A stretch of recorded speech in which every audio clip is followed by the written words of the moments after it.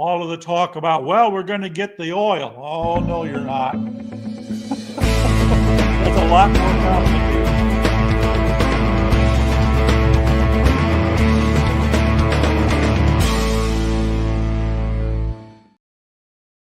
Hi, I'm David with EV World News, where we talk about electric vehicles, green energy, and the stock markets. And I'm back today with our founder and chief editor, Bill Moore. How's it going today, Bill? I am pleased to say it's okay.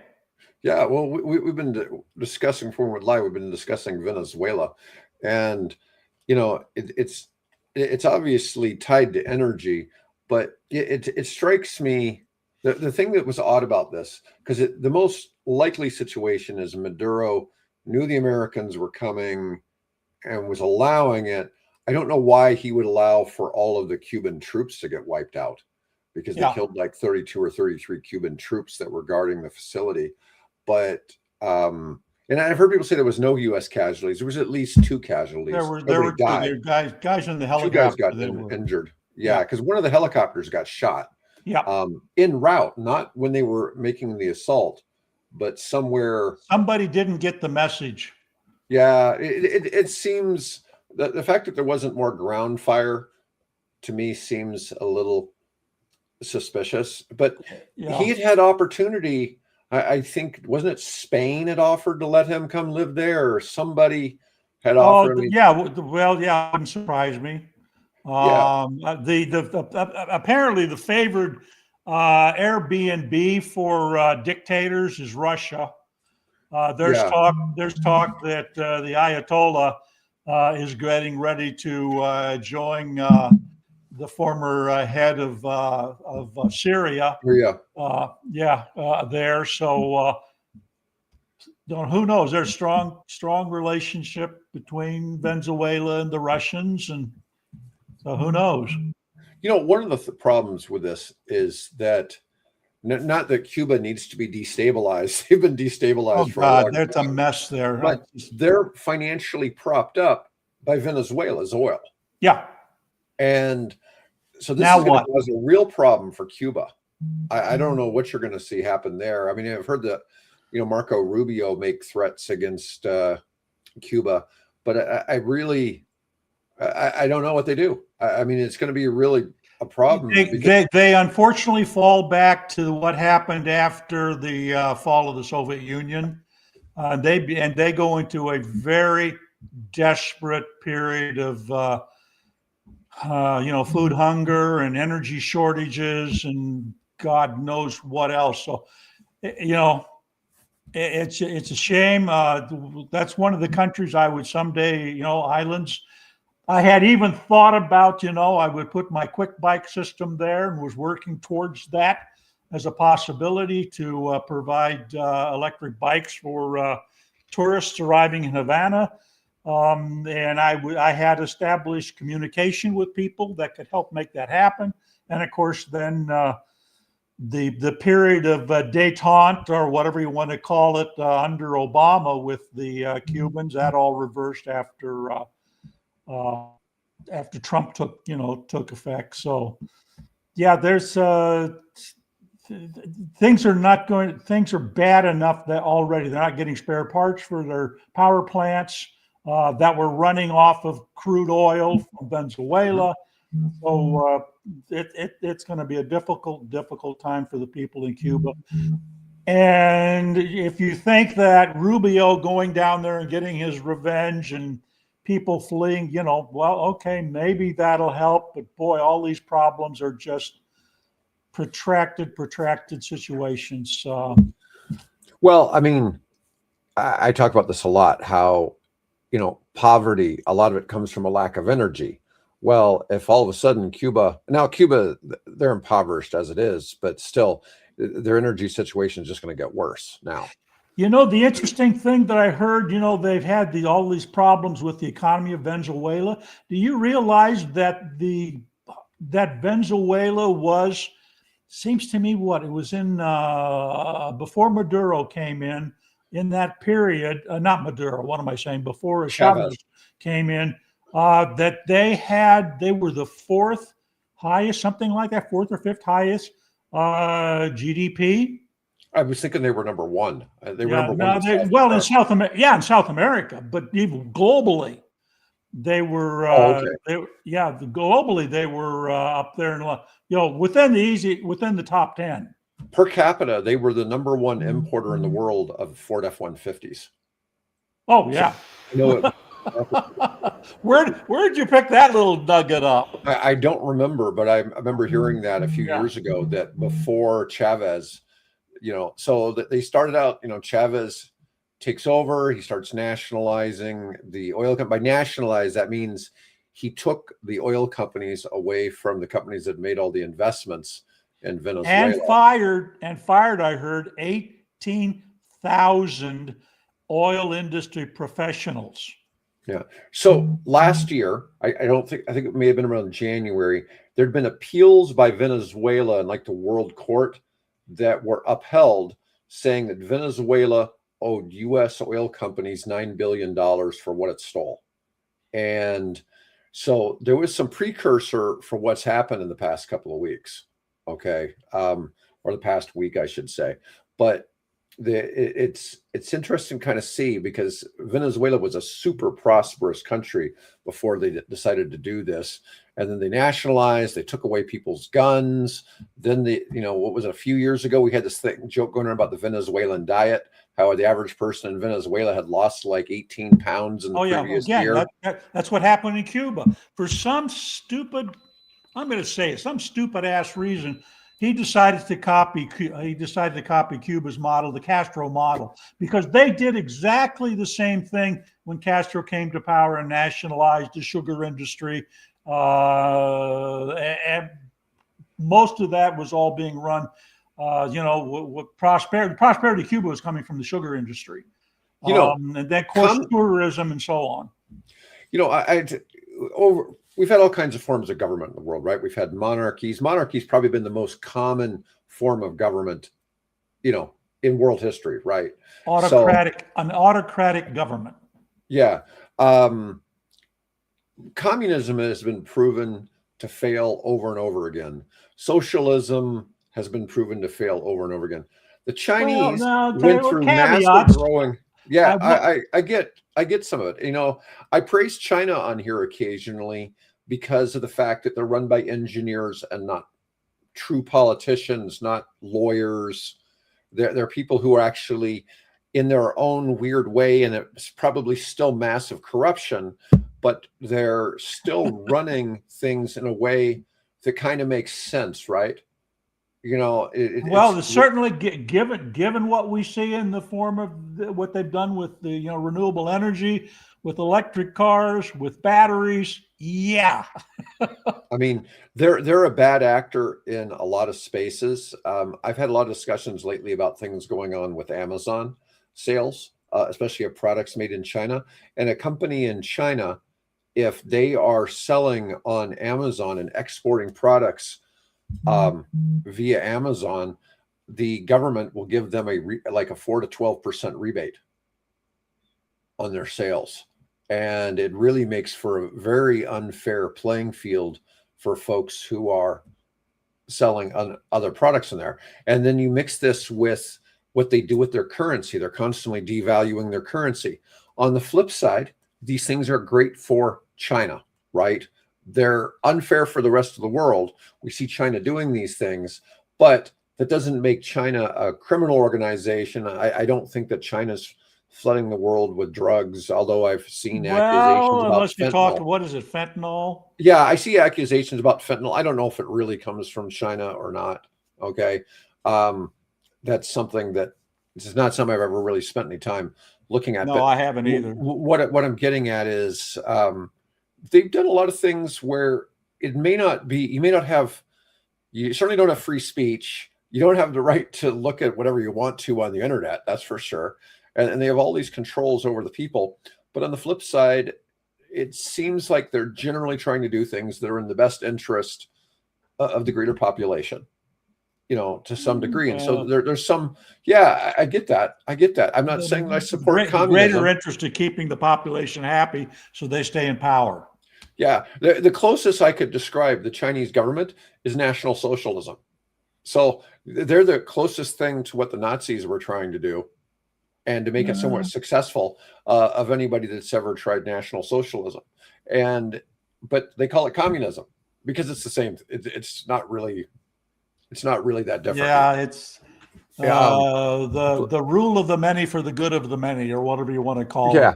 But anyways, this keeps coming back to us. But we were going to talk. So you think the Ayatollah is going to flee to Russia, and do you think Reza Pahlavi will go back into power? I mean, I don't. Well, no, there's the question, because apparently the Iranian people, if you watch any of the news coming out of, what limited news there is coming out of Tehran, that's already happening.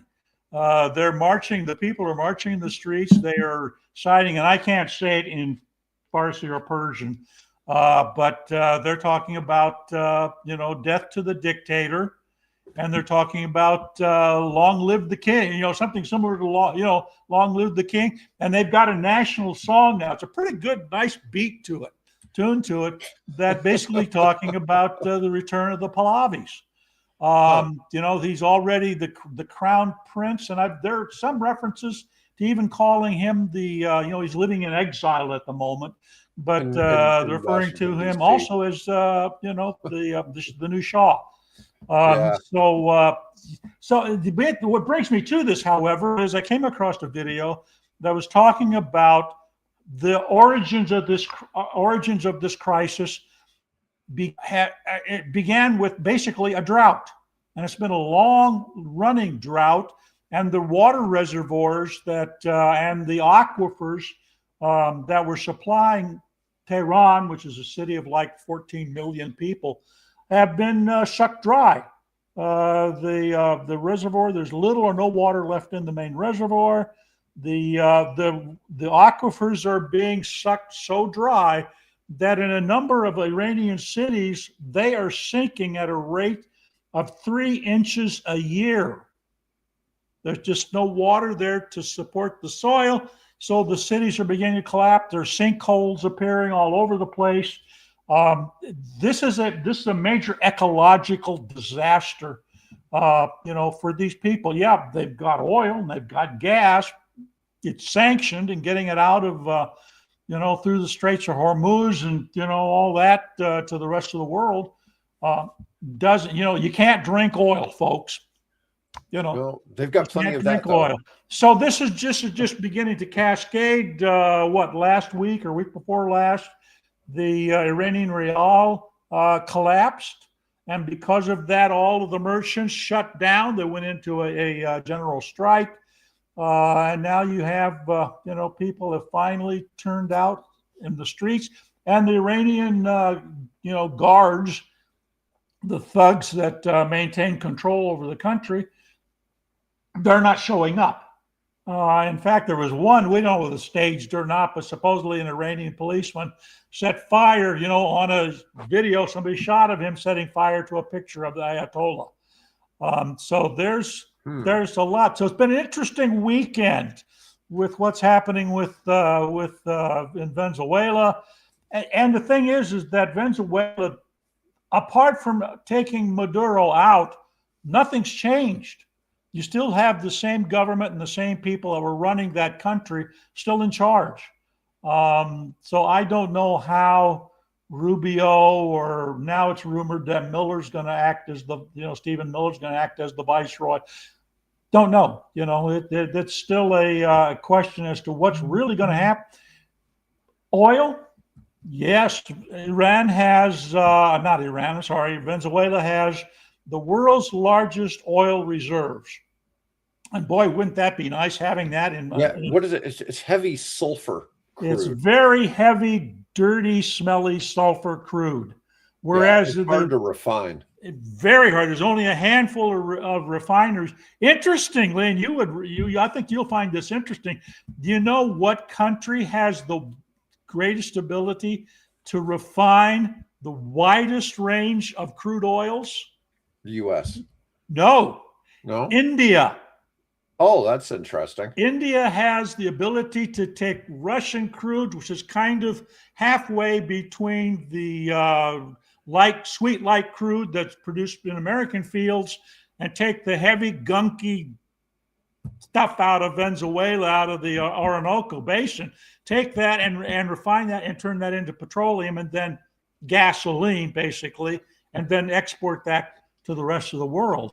Yeah, and when you talk about the cleaner fuel, that's like the difference between, the dirty coal they have in Pennsylvania versus the cleaner coal we get out of the Rockies, right? Out of the Rockies, right? Yeah.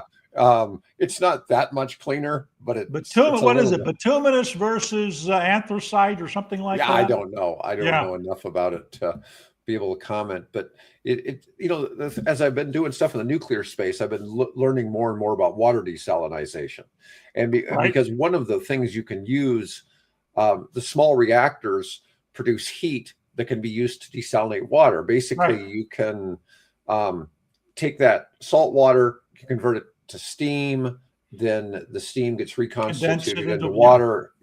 And you leave the salt. But in traditional desalination setups, they're usually using like reverse osmosis.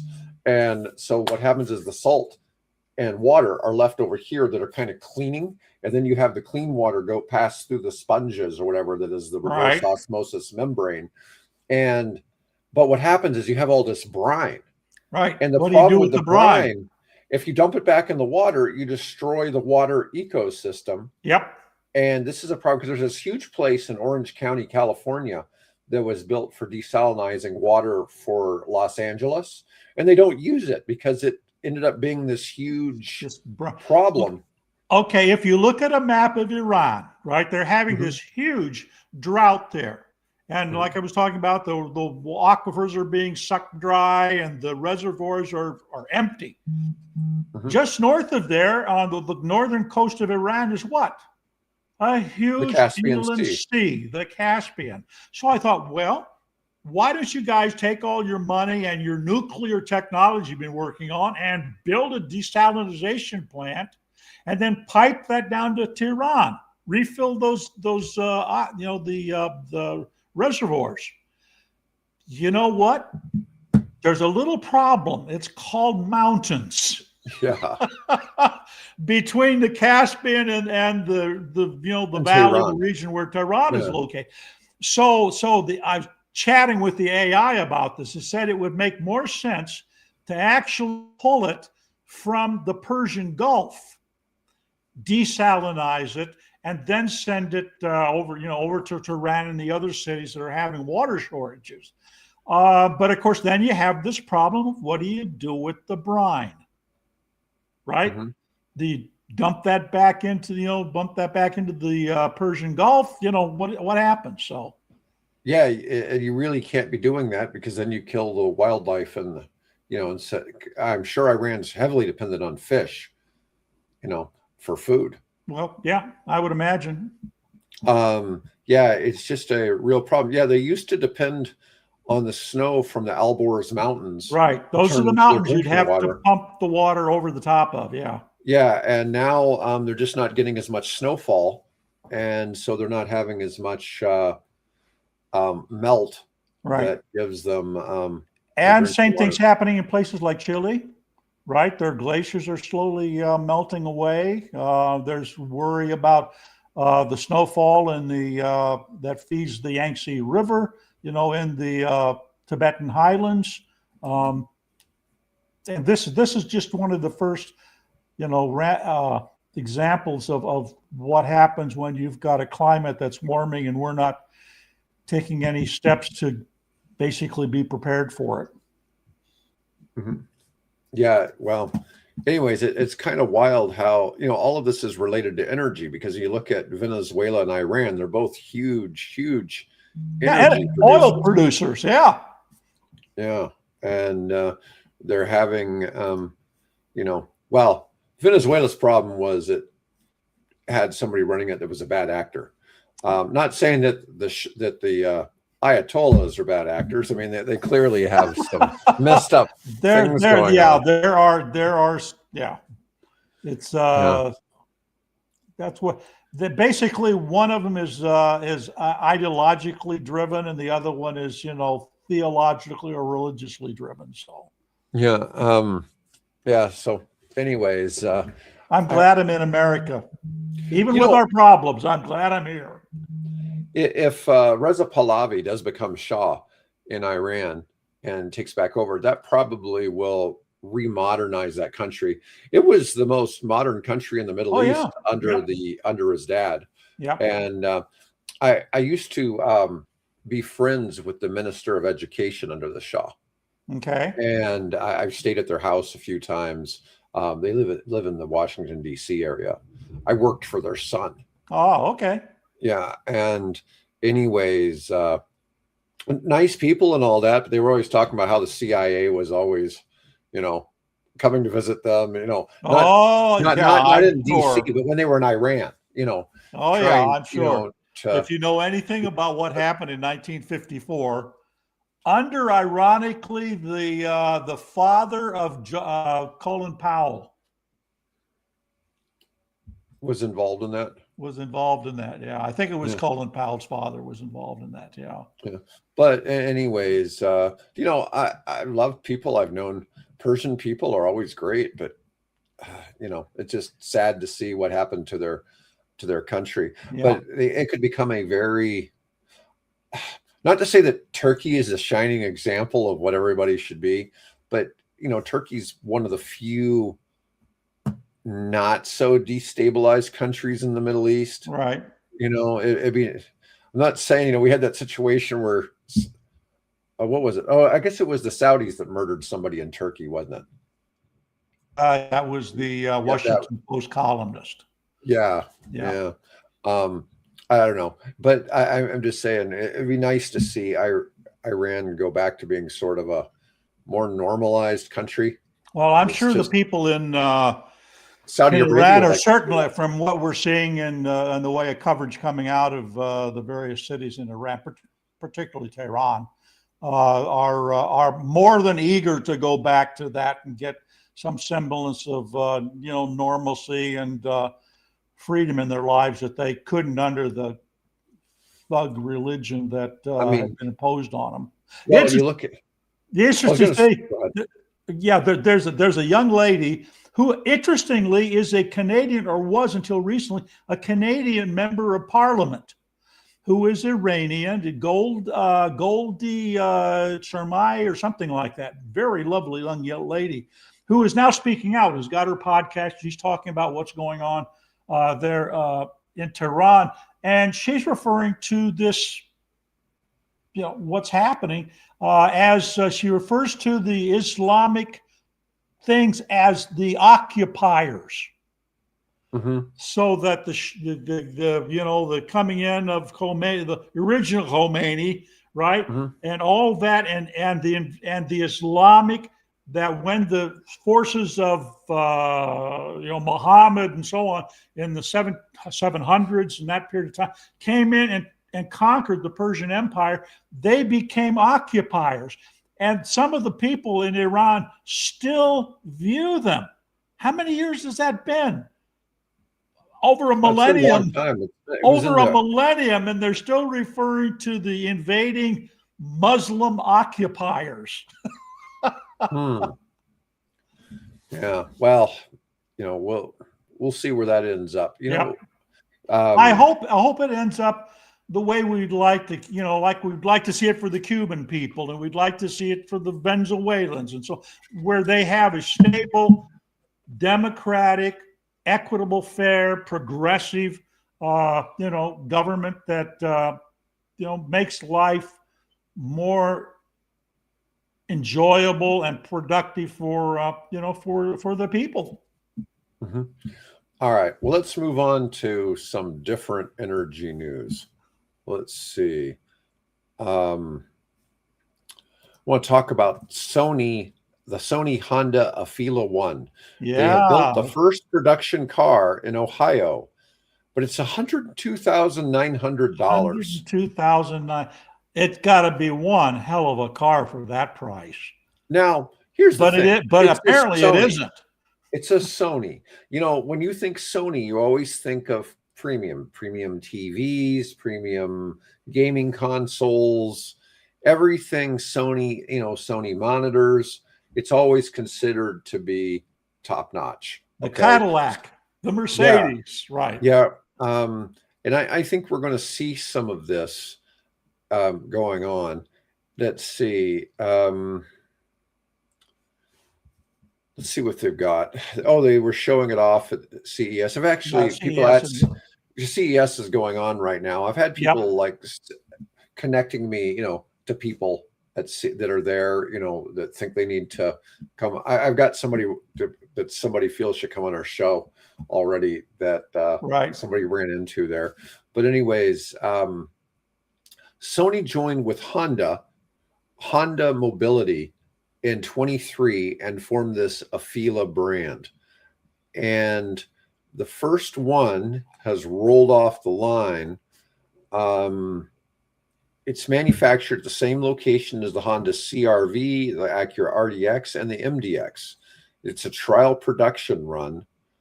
Wonder how many vehicles are going to produce. Is it just the one?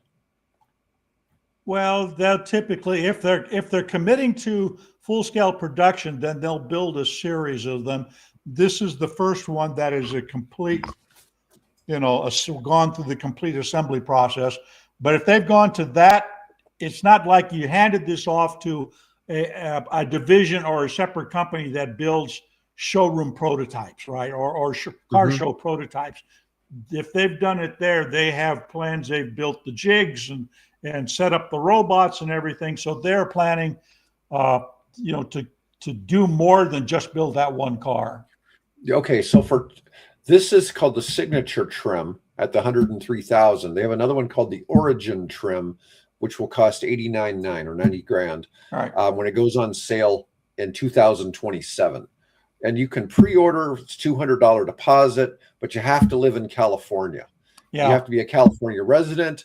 You have to take delivery in California. It will be garaged in California, and it will be titled and registered in California. Yeah, they want to be able to keep track of it so they can, since it's first run like that, they want to make sure that there aren't any unexpected hiccups once it gets out into people's hands. That was the same thing they did back in the original EV mandate period, where if you leased a car, you could only lease an EV like the Honda EV Plus, which was their first fully electric car in 1998 timeframe. You could only have those in California because they wanted to be able to, get dealers trained and get customers trained. And if there are any problems, it would be a lot easier to bring it in or tow it into the, facility than it was to put it on a truck and haul it from Kansas to Orange County. Yeah. So it has 483 horsepower, which is a lot of horsepower. Obviously, being Sony, I'm sure it has a nice sound system. You would think. They're saying hands-free level 2 automated driving, which is basically put it on a interstate, and I guess it'll lane keep on an interstate. Okay, and dash spanning infotainment system. It can only DC fast charge at a max of 150 kilowatts. Has a EPA range of 300 miles, which is kind of low for this price range. So they're giving an example. The $39,000 Hyundai Ioniq 5 has longer range and charges at twice the speed. Yeah, they obviously have some benchmarks that they need to reach to be competitive. Yeah, for $90,000 to Lucid, you get an Air Touring, has a lot more power, 131 more miles range, 250 kilowatt charging, and a much better design. I would say so, yeah. And if you paid $115,000 for an Air Grand Touring, you get double the horsepower, 512 miles of range, and 300 kilowatt fast charging. And they're built in the U.S. as well. Jalopnik says, albeit with more sinister backing, that Lucid has sinister backing. Being backed by the oil companies, I guess. I don't know. If it's Lucid, the backing, of course, is the Saudis. The Sauds. Yeah. So. Yeah, it's interesting that Arabia is named after the rulers that run it. It's called Saudi Arabia because it's run by the Right. Saud family. Do we want to get into that interesting story? Oh my God. That because it used to be just Arabia, right? Lawrence Right. of Arabia, right? Yeah. And then of course, once the family of the Sauds, marshaled their zealots to go on a jihad. And I mean, what is this? All desert with a few handful of settlements and cities. They were able to to take it over. Right. I think that's the whole Lawrence of Arabia period, basically, right during and after World War II, and they took it over and set up a king, and it's the family of the Sauds. We're World War One, wasn't it? I mean, that's what I meant. World War One. Yes. Yeah. World War One. Thank you. Okay, so we're going into another one of these phases where EV growth is slowing. Not EV sales are slowing. EV growth is slowing. So for this year, the prediction is EVs will only grow by 12% worldwide to 24.3 million units, which the growth rate had been 24%. Right. This is from Bloomberg. China cut its EV tax break in half for 26 and added restrictions to cash for clunkers programs, limiting eligibility. Despite record sales in 25, the market is cooling as early adopters are saturated and mainstream consumers remain hesitant. Obviously they've sold a lot without the incentives here in the U.S., but if we, like we said before, if we look at the German model in even if the sales stay down in 26 and 27, they'll start accelerating again. Well, here's the interesting thing. Since you mentioned, and I just happened to think of this, mentioned the Chinese. There is a couple of stories I've seen this morning that Geely, the China, one of the, I think they're the second largest behind BYD. Geely is planning to enter the U.S. market in the next 2 to 3 years. Oh. How they're going to do that, I have no idea. But apparently, that's their aim, is to start bringing their cars here to the U.S. in the next 2 to 3 years. I bet they start making them here. Wouldn't surprise me. I mean, when the tariffs or making them in Mexico, and maybe that allows them, because of NAFTA or whatever, to bring them up to the U.S. Yeah, they'll do something like that. I mean, the 100% tariff in the U.S. to me makes it worth building it here. They've got the one car that what was that now? I can't remember the name of it, but the one car, the E5 or something like that, $33,000, the equivalent of $33,000, and damn, is it good looking. It is a really, really, I mean, I would not be unhappy driving that particular car around town. Really nice looking car. All right. So here's something kind of interesting. In the past year, the U.S. has added about 18,000 AC charging ports, averaging 49 new charging ports per day. And for DC fast charging ports, we now have 68,000 over 14,600 locations, with strong expansion expected in 26. The NEVI program, which was, in politics, this was criticized because there'd only been like 8 chargers installed, and all, for a program that had all these billions of dollars allocated. Yeah. They've gone from 8 to 384. There we go. Yeah, that's a pretty time, Yeah. Rome was not built in a day. Well, the application process for the NEVI thing was like a 3-4 year thing. It was the most ridiculous application process.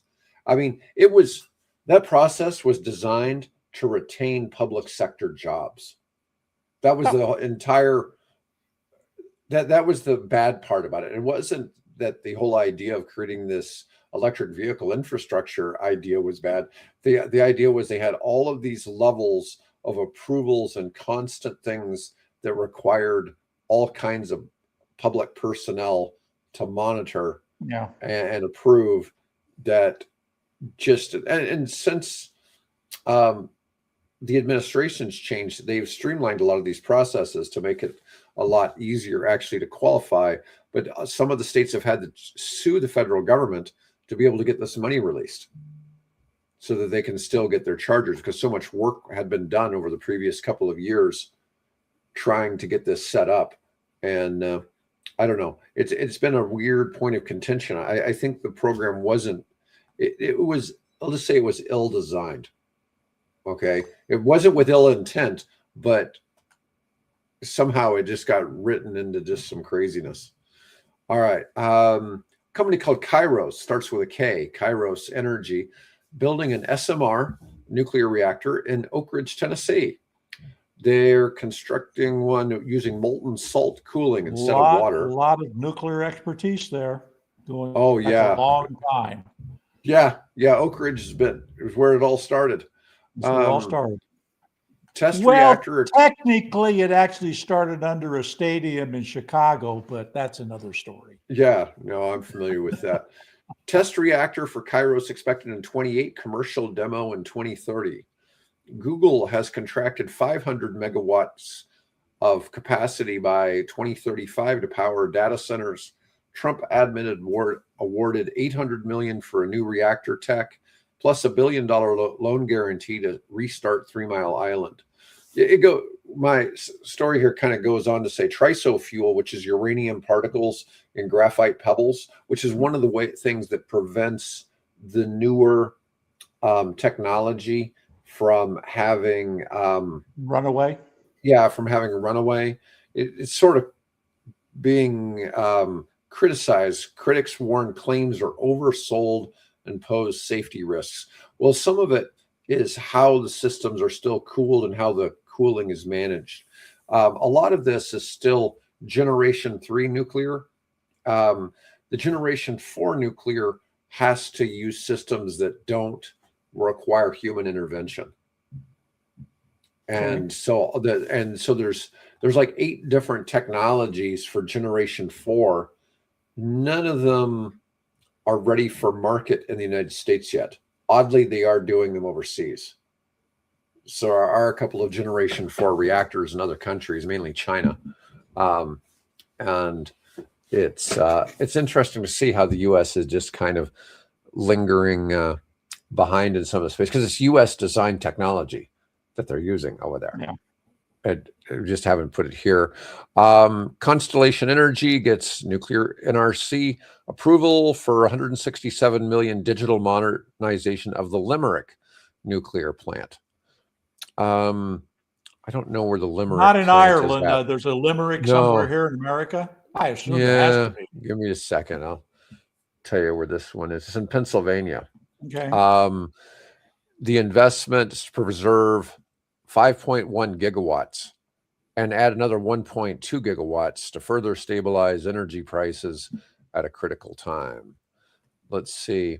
It's first of its kind upgrade across major control and protection systems. Digital modernization represents a future grid-connected nuclear baseload power with improved operational efficiency. You know, it's interesting because a lot of the nuclear fleet, when they call all the power plants a fleet. Anyways, right. A lot of these are like 60 plus years old. I mean, it's amazing how long some of these have been sitting. It's really hard to fathom that we've had nuclear power for so long. Well, going back, into the first Atoms for Peace program back in the 50s, and then Kennedy, era. So, yeah, what's that, 40, 50, 55 years now? No, 75 years. Well, you figure it was 80 years ago when we tested the first nuclear weapon. So it's interesting to see how far along this has come. But they keep reviving some of these 60-year-old facilities. That kind of makes me a little nervous. Well, there's a thing called nuclear embrittlement, right? Where the radiation basically begins to break down the molecules and the piping and all the other things. I watched several of videos on recovering of World War II aircraft from swamps like in New Guinea. There was a P-47, and then there was a B-29 that was recovered from Greenland and things like that. And it's amazing what sitting out in those environments does in terms of wearing out or embrittling or whatever you want to call it, degrading the metals in those aircraft just sitting outside. So I can't imagine if you're actively under continual bombardment from beta waves or whatever they are, what that'll do to that material. So yeah, please be careful, folks. I'd rather, you do that than hastily bring things online and have another, Chernobyl or whatever happen. So 3 Mile Island. Yeah. Not that 3 Mile Island ended up being all that No, bad. I mean, well, that's why you mentioned Chernobyl, because Chernobyl did in fact have actual, they didn't, when 3 Mile Island went down, they did not, evacuate and ask everybody, from, Harrisburg and the surrounding community, Lancaster and York, didn't ask them to evacuate. Whereas in the area of Chernobyl, that whole, the whole town was, an area was abandoned and sealed off under armed guard. Yeah. There's been the two big accidents that people know about are, obviously Chernobyl and Fukushima. And Fukushima was still, it was old technology, but getting hit, an earthquake and a tsunami at the same or in sequence, as part of this, in sequence. There's got to be something for that. I know the newer tech, the Gen 4 stuff is designed that it wouldn't be affected by an earthquake or geological events. Most of the design are designed that if you flew an airliner into one of the systems, it wouldn't cause a problem. Yeah. You might shut down operations, but it's a precaution. You're not going to have. It's actually, a lot of the designs, when I see pitch decks, they're usually putting the reactor 50 feet underground, so it specifically cannot be targeted by bombing or crashing a civilian aircraft into it. I mean, you could use some massive ordnance penetrator and hit it, and then create a dirty bomb out of it. But that's a whole other ball game, right? I mean, I think that's a application generally beyond the skill of the average terrorist group. So and generally in the war in Ukraine, it's been going on now. Would it start in 22? We're almost to 4 years. And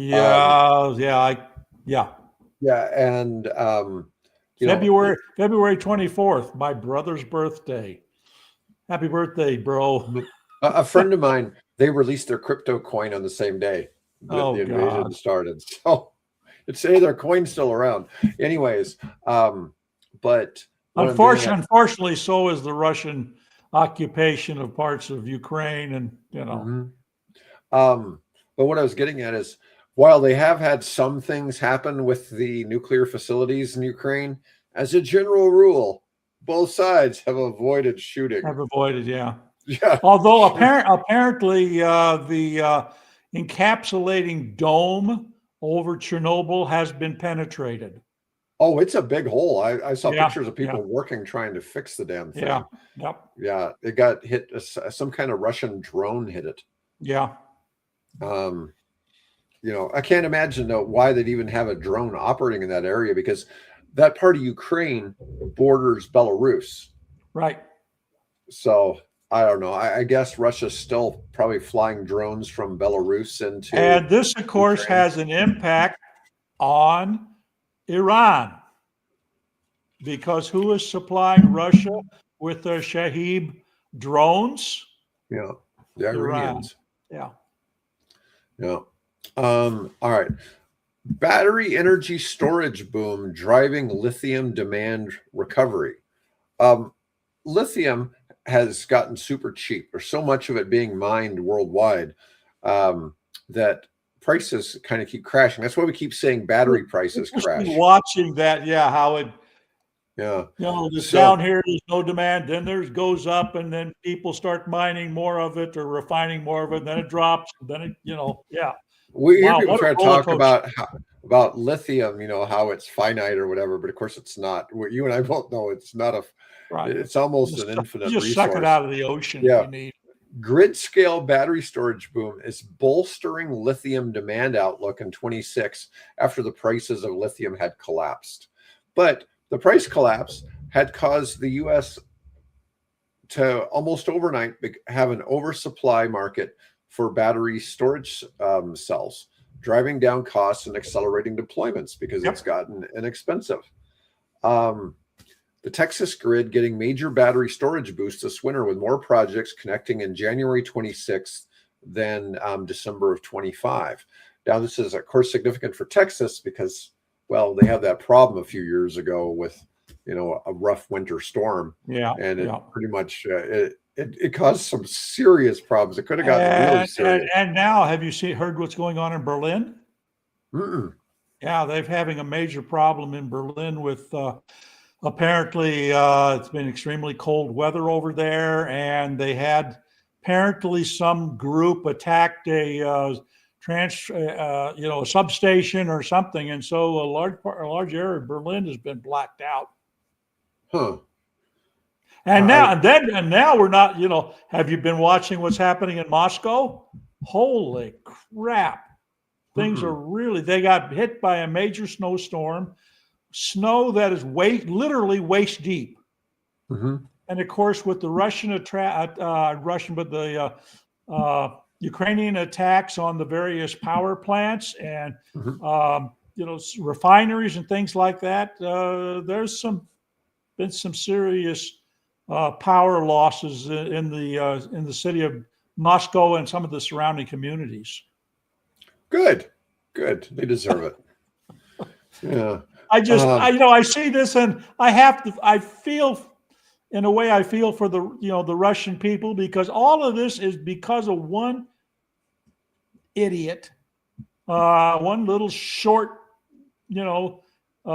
individual who bullied his way into power and now, figured he could, rebuild the Russian Empire. And now all those people are suffering because of it.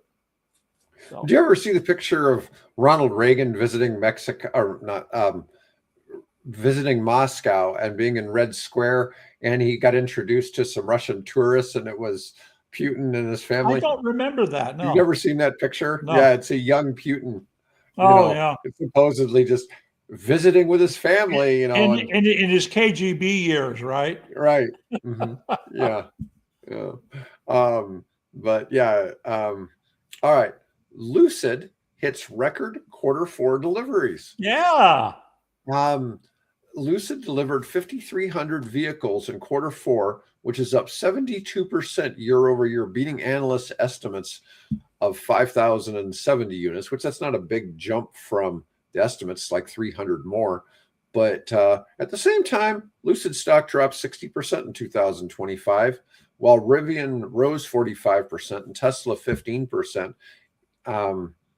Even though I don't know. Let's see. Here we got they're trading at 1159, down a little less than a point. Yeah, Rivian's down a little bit. Yeah, it's always weird. You see Ford up a little bit. It's interesting to see. Sometimes the stock news doesn't make much sense. NVIDIA is not doing anything. AMD down a little bit for some reason. You just never know what's going on there. Microsoft. Somebody does. And they're putting their money where their mouth is, apparently. Sometimes companies are just selling off stock to take profit. And when they're doing that, the price goes down. Yeah. Nano down. Oklo back to 89. They dropped all the way to about 73. They're recovering a little bit. All right. So let's talk about New York City congestion. Yeah, so congestion pricing. I found this very interesting. Yeah. So Let me see. Okay, let's set it up here. Cities in Europe were having real concerns about the amount of traffic, what that was doing to the air quality in the city, as well as just simply the movement of goods and things and people through the city. What they did was London implemented a congestion charge in the central part of the official city of London. And so when you drove in there with anything but an electric vehicle, the electric vehicles were exempt, you had to pay a fee, and that fee gradually has increased over the years. It has had a positive effect in that the number of cars have reduced, the amount of noise has reduced, the amount of pollution is reduced. And so the city of New York, taking a cue from what London has done, decided we're going to do the same thing on the island of Manhattan in the area apparently south of 60th Street. 60th Street. Yeah. And so they put that in. It's like $9 fee apparently to enter there with a vehicle. And and so as you would expect, people were, people that regularly went in there were complaining and so on and so on. But it turns out that it's had, as this article points out, it's had a very positive effect on the residents there in New York City. Crashes are down 55%. Yeah. Injuries are down 51% in 1 month. Traffic volumes, pollution, and noise levels dropped sharply. Transit speeds improved as car volumes declined. But, when people say New York is noisy, they really mean cars are noisy because it's all the cars. It's cut down massively on the amount of car noise. Now, of course, if you switch to electric vehicles, you get rid of that noise altogether, right? As well, yeah. But $9 toll. I guess it must be, they're doing it, they're enforcing it with 1,400 license plate cameras. Since it went into effect, the New York Times reports an 11% decrease in daily traffic throughout the borough's central business district. 73,000 fewer vehicles per day, 27 million fewer trips in 1 year. People who drive or use buses experience much less traffic. Average travel speeds increased 4.5%, while the rest of New York experienced a 1.4% increase. So I guess the effect was pushed all the car travel to other places. Other places, yeah. Local bus speeds are up. Now, I'm wondering how this is affecting shopping in those areas. Did this now then have a negative effect on shopping? This was one of the big talks about London, was how that affected the shopping in those districts. But I don't really know how. I haven't exactly spent a lot of time really worrying about any listeners in the UK, particularly in London, if you'd like to share your experiences, we would appreciate it. Yeah. As well, obviously, if you're in New York and affected by the the congestion charges, we'd like to hear. So comment below. I would suspect it probably has an effect on crime too. Probably not big, but I bet there's an effect on crime. I know that, for instance, good or bad.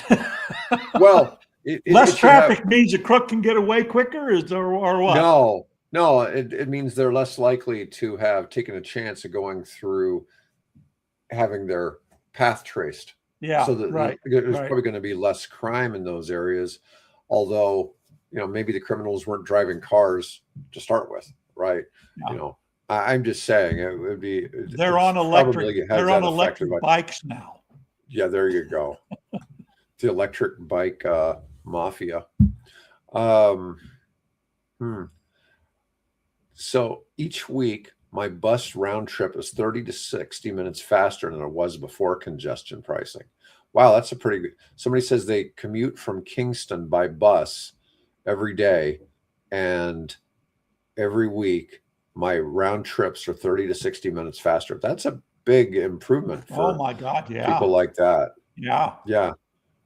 So that has definitely got a positive effect. I'm sure plenty of people are upset about it, but that is a very positive effect. All right, everybody be happy to know. our favorite politician, Elon Musk, has returned to politics, funding the GOP for 2026 midterms. He has confirmed that he has abandoned plans to launch his own American party, refocusing on Tesla and SpaceX, but while supporting the GOP.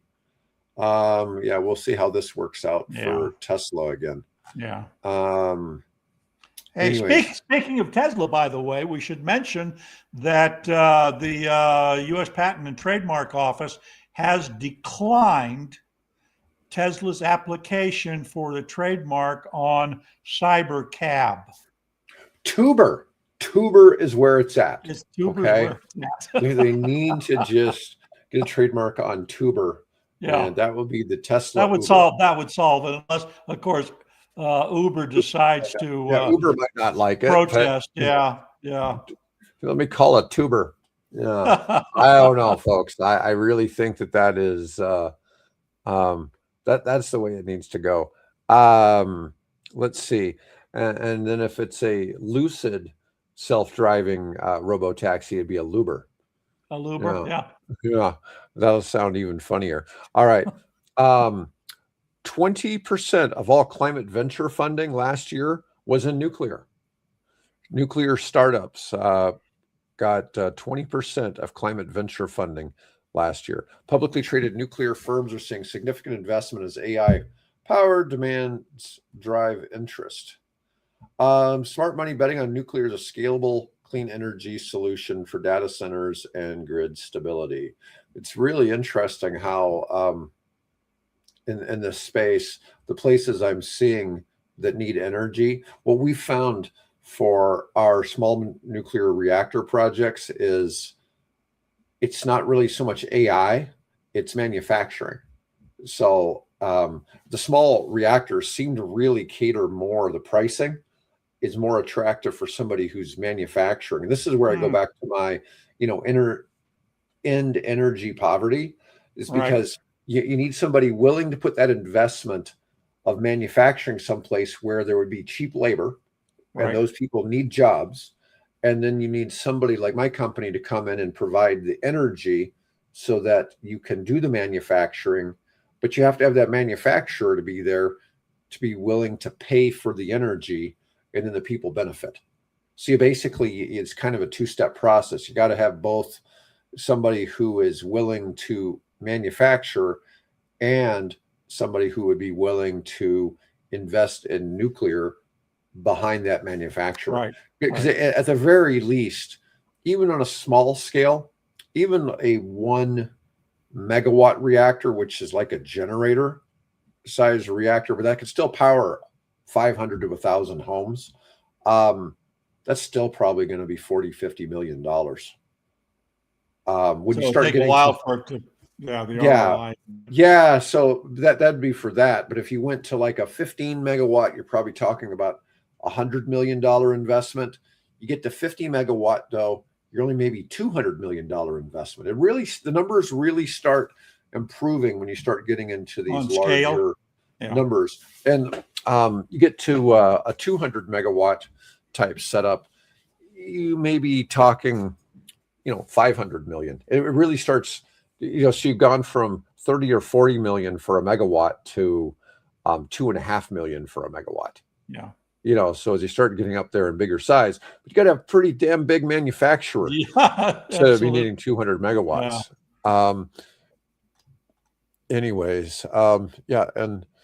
that was all I wanted to cover. We've been going for about an hour already. Yeah, let's see. I think I got, we talked about Geely coming in 2 to 3 years.